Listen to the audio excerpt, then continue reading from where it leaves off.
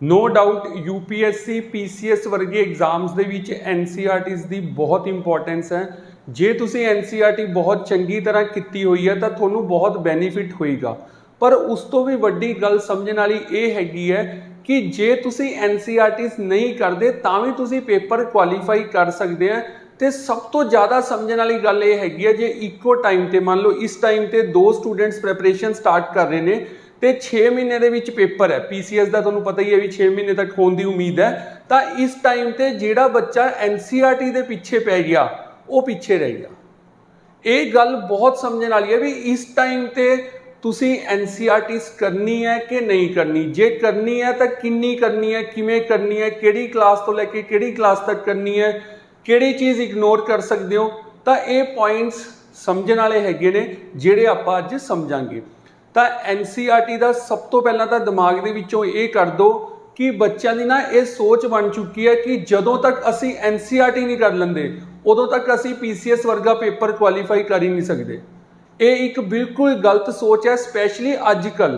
पहला चलो मानते हैं आपां सही सी, बट हुण तां जिहड़ा इन्ना कुछ ऑलरेडी अपने कोल अवेलेबल है, मतलब जिहड़ा स्टडी मटीरियल हैगा हुण वधिया वधिया इंस्टीट्यूट्स जिहड़े हैगे ने वो ऑलरेडी एनसीईआरटीज़ नूं चंगी तरह पढ़ के उन्होंने नटशैल च लिखते हैं, शॉर्ट्स च लिखते हैं।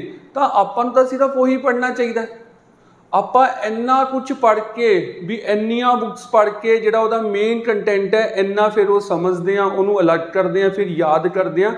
जे तुहानूं यही बनिया बनाया मिल रहा है कितों, सही होना चाहिए, रेलेवेंट होना चाहिए, मतलब का होना चाहिए, तो फिर वह ही बेनीफिट है। तो कहने का मतलब ये हैगा कि जे हुण मान लो 6 महीने रह गए तो तुसी हुण तैयारी स्टार्ट कर रहे हो तो एनसीईआरटीज़ वाल ना चले जाओ। हुण टाइम नहीं है एनसीईआरटी वाल जाने का। हाँ, जिहड़े बच्चों ने साल बाद पेपर देना है, 2 साल बाद देना है, तो वो तैयारी कर सकते हैं। वैसे उन्होंने भी कोई ज़्यादा रिक्वायरमेंट नहीं है। वो भी जे किसी सही जिहड़ा हैगा इंस्टीट्यूट नाल जुड़े हुए ने जिहड़ा कि एनसीईआरटीज़ नूं फॉलो करता है। वैसे सारे करते ही हुंदे ऑलमोस्ट, बट एक बार तुसी टेस्टिंग कर सकते हो, पता लगा सकते हो, इधरों उधरों जिहड़ा गाइडेंस लै सकते हो, जिहदे नाल पता लग जाता है भी हाँ सही है। ठीक है ना। तो गल समझण वाली ये हैगी है कि एनसीईआरटीज़ नूं हौआ ना बनाओ। एनसीईआरटीज़ तो बिना पेपर क्वालीफाई किया जा सकता है। तो जे हुण तैयारी स्टार्ट कर रहे हो तो एनसीईआरटीज़ वाल देखो ही ना। करना की चाहिए फिर? करना तुहानूं ये चाहिए कि तुसी जिहड़ा हैगा जिवें देखो साडे भी इंस्टीट्यूट्स दे विच यही हैगा, पीसीएस नूं लैके कोर्स चल रहा है, पीसीएस नूं लैके बैच चल रहा है, पीसीएस नूं लैके गाइडेंस प्रोग्राम चल रहा है। उवें तुहाडे कोई नेड़े नीयरेस्ट जे कोई हैगा तो तुसी उहदे नाल कॉन्टैक्ट करो।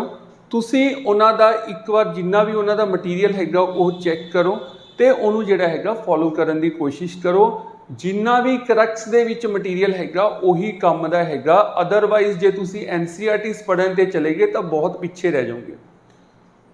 एक गल नूं समझाउण दे लई मैनूं बार बार कहना पै रहा, क्योंकि बच्चों के मन च बहुत ज़्यादा डर है भी असीं तां 6वीं तो लैके 12वीं तक जदों तक एनसीईआरटीज़ नहीं कर लेंदे उदों तक साडा पीसीएस वर्गा पेपर ही नहीं क्वालीफाई हो सकता। ਇਹੋ ਜਿਹਾ कुछ नहीं है जी।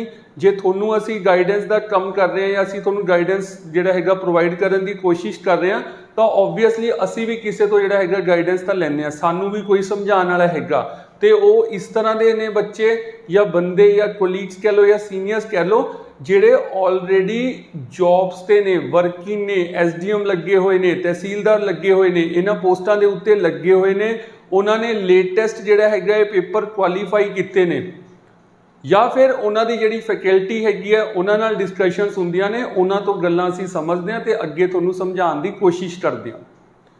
तां सही रस्ते ते सही टाइम ते चलना बहुत जरूरी हुंदा है, नहीं तो फिर तुसीं समझदे हो कि उहदे रिजल्ट्स निकलदे ने। तां अज दा आपां समराइज यही करदे हां भी एनसीईआरटीज़ तो डरो ना, एनसीईआरटीज़ पढ़ो ना, सिर्फ तुसी जिहड़ा हैगा टू द पॉइंट जिहड़ियां उस चों रिक्वायर्ड चीज़ां ने वो नोट्स करो। जे तुसी साडे नाल जुड़ना चाहते हो तो जुड़ सकते हो। रिकॉर्डिड बैचिस अवेलेबल ने, उहदे विच एनसीईआरटीज़ का ट्रैक्स मिलेगा, सारे न्यूज़पेपर का मिलेगा, जो रिक्वायर्ड हैगा, रिकॉर्डिड वीडियोस ने, नोट्स ने, टेस्ट सीरीज हैगी है, टू द पॉइंट हैगा। मेन्स दे विद रिस्पैक्ट टू नाल चलना है। डिस्क्रिप्शन दे विच पीसीएस गाइडेंस नूं लैके एक प्लेलिस्ट बनी हुई है वो जरूर देखियो। ਉਹਦੇ ਵਿੱਚ ਤੁਹਾਨੂੰ ਜਿੰਨੇ ਵੀ ਡਾਊਟਸ ਆਉਂਦੇ ਨੇ ਪੀਸੀਐਸ ਦੀ ਪ੍ਰੈਪਰੇਸ਼ਨ ਦੇ ਵਿੱਚ ਤੁਹਾਨੂੰ ਜਿੰਨੇ ਵੀ ਡਾਊਟਸ ਆਉਂਦੇ ਨੇ ਉਹਦੇ ਤੁਹਾਨੂੰ ਆਪਣੇ ਆਪ ਆਨਸਰ ਮਿਲਦੇ ਰਹਿਣਗੇ। ਤਾਂ ਉਹ ਦੇਖ ਸਕਦੇ ਹੋ।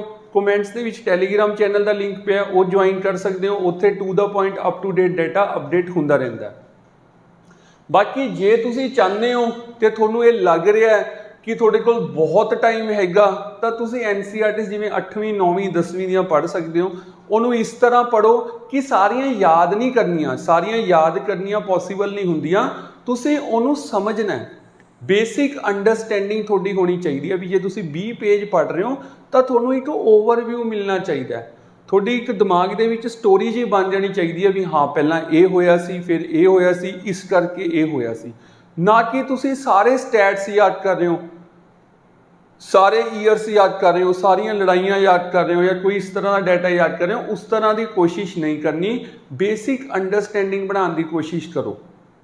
ਉਹਦੀ ही रिक्वायरमेंट हैगी आ अजकल के टाइम के विच। बाकी तुहानूं पता है हर चीज़ नूं तुसीं करंट अफेयर्स नाल जिहड़ा हैगा रिलेट करना हुंदा तो वो भी आपां टाइम टू टाइम सीखांगे भी डाटा नूं जिहड़ा हैगा करंट अफेयर्स नाल रिलेट किवें करना है या करंट अफेयर्स नूं स्टैटिक नाल किवें रिलेट करना है। अजकल उसकी बहुत रिक्वायरमेंट है। क्वेश्चनस किस तरह के आ रहे हैं वो तुसीं जरूर देखा करो। तो इस तरह जिहड़ा हैगा आपां पीसीएस की प्रैपरेशन नूं लैके टाइम टू टाइम डिस्कशन करते रहांगे। फिर मैं एक बार दस दिना इहदे रिलेटिड जिहड़ा हैगा रिकॉर्डिड वर्जन दे विच भी जिहड़ा हैगा कोर्स अवेलेबल है। डिस्क्रिप्शन दे विच ऐप का लिंक पे तुसीं जा सकते हो। बाकी वीडियो नूं वध तों वध शेयर जरूर कर दिया करो जी, लाइक जरूर कर दिया करो तो सही टाइम ते सही पढ़ी जाओ ताकि जिहड़ा हैगा तुहानूं डेस्टिनेशन जल्दी तुसीं पहुँच जाओ। वार्निंग कह लो, एडवाइस कह लो, सजेशन कह लो। लास्ट दे विच यही कहना चाहांगा जे हले भी तुसीं पीसीएस की प्रैपरेशन स्टार्ट नहीं की तो बहुत लेट हो, बट इन्ना पिछे ना रह जाओ कि दोबारा अगे आई ना पाओ। तो अज तो जरूर प्रैपरेशन स्टार्ट कर दो, चाहे 1 घंटा पढ़ो डेली, चाहे 1.5 घंटा पढ़ो डेली, बट स्टार्ट कर दो क्योंकि पेपर हुण आना ही आना है। 4 साल बाद पेपर हो रहा हुण, इस तो बाद पता नहीं कदों होएगा। नैक्सट टाइम तुसीं पढ़न दे मूड च होंगे कि नहीं, थोड़ा इन्वायरमेंट इस तरह का होएगा कि नहीं तुसीं नहीं कह सकते। अज की डेट तुसीं पढ़ रहे हो, पिछले 1 साल तो पढ़ते आ रहे हो, 6 महीनों तो पढ़ते आ रहे हो, तो मोमेंटम बनया होया। थोड़ा बहुत बस हाई लैवल का पढ़ना, बेसिक मॉडरेट लैवल का तुसीं पढ़ चुके हो तो उसकी एडवांटेज लो। इत्थे तुसीं जिहड़ा हैगा ऑप्शनस अप्लाई करो, डेफिनेटली तुहानूं पता लगेगा भी बहुत ज़्यादा डिफरेंस तो नहीं है। बाकी पीसीएस का जिहड़ा डर हैगा उसनूं खत्म करन दे लई time to time videos update होईयां ने स्टडी सोल्यूशन के उत्ते, तुसीं वो देख सकते हो। ठीक है जी। तो पीसीएस नूं लैके, यूपीएससी एग्जाम नूं लैके या किसी भी एग्जाम नूं लैके तुहानूं कोई भी रिक्वायरमेंट हैगी है, कोई भी डिस्कशन करना चाहते हो, तुहानूं कोई परसनल लैवल ते प्रॉब्लम आ रही है तो तुसीं कॉन्टैक्ट नंबर ते कॉन्टैक्ट कर सकते हो। तुहानूं उहदा वधिया पॉसीबल प्रैक्टिकेबल सोल्यूशन जल्दी तो जल्दी दस्सिया जाएगा। Wish you all the best. Thank you.